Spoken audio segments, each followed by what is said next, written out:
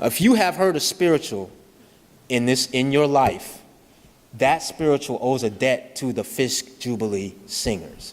Why is that?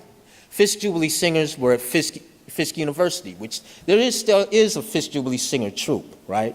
At Fisk University, Nashville, Tennessee, you're talking about 19 to 20-odd-year-old newly freed slaves, roughly the age of all the undergraduates and some of the graduates that are here, right? Your age, fresh out of slavery. What do they determine to do? I'm gonna get my education on.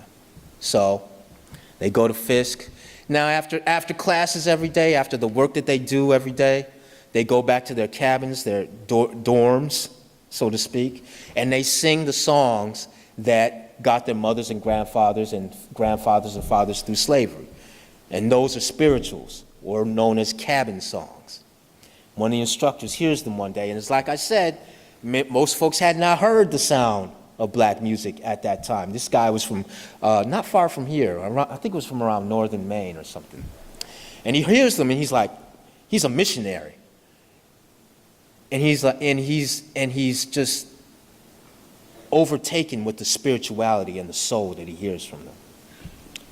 And he decides, we're gonna take these kids on the road. We're gonna sing around the country, and we're gonna do two things. We're gonna raise money for Fisk to build his buildings, and then we're also going to spread this idea of black spirituality and black humanity. Because you have to remember, in 1871, when they first did their tour, that was suspect. Do black people have souls? Really? Are they even human beings? These are real questions that were being asked. So, make a long story short, they became very successful. And they toured around the country, toured around the world. And but what occurred to me is that nobody had really written anything about them. So I wrote a crown of sonnets for them, in which I detail each one of them and a little bit about their life stories, right? So I did the crown of sonnets, and that ended up being about 15 poems. Wasn't really, and then I realized at a certain point in the construction of the book that there was something missing from that crown of sonnets, and what it was a kind of context for the spiritual struggle that the black church and these folks had endured. And then when I realized that, I was thinking about the Black Lives Matter movement and how there's this constant refrain, say their names, say their names, say their names, right? And so we know the names of all the various folks, Trayvon, Michael, etc. But what occurred to me is that another thing that was concurrent with the history of black spirituals was the burning of black churches.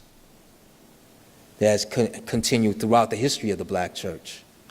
Churches have been burned over and over and over and over and over and over and over again. But what occurred to me is I did not know the names of those churches. So I looked up the names. It was a long, arduous process, and I found about 148 names of churches that had been burnt down. These churches were not just where people went to worship, but they also served as the community schoolhouse, the meeting center, et cetera, et cetera, et cetera. They also represented the wages of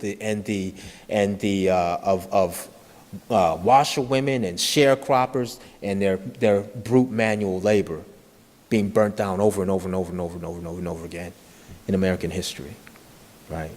Had finished that list of churches around May of 2015. And then in June of that year, somebody walked into a church in South Carolina, in Charleston, and shot down 9 people, prayed with them for an hour and shot them down. And I called the publisher and I told them the name of this church has to go at the very end.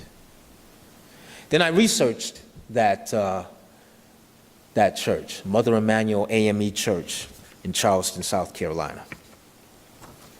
It turned out that church had a deep history because, in fact, it had been burnt to the ground in 1822, which made it the very first church in the list.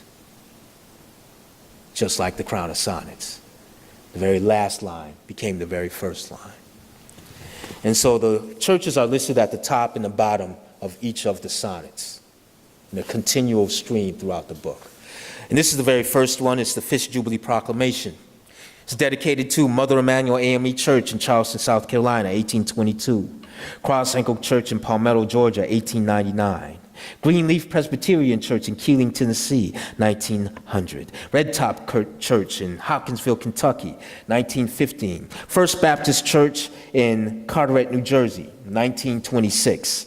Fulton Street Methodist Church, Chicago, Illinois, 1927. Second Baptist Church, Detroit, Michigan, 1930. Macedonia Baptist Church, Egg Harbor City, New Jersey, 1935. Mount Methodist Church, Henderson, North Carolina, 1940. Negro Methodist Church, Loganville, Georgia, 1947. It's the Fisk Jubilee Proclamation with the epigraph taken from Psalm 96, which starts, "O sing unto the Lord a new song. Oh, sing, undo the world with blued song, born from newly freed throats, sprung loose from lungs once bound within bonded skin, scored from dawn to dusk with coffle and lash, every tongue unfurled as the body's flag.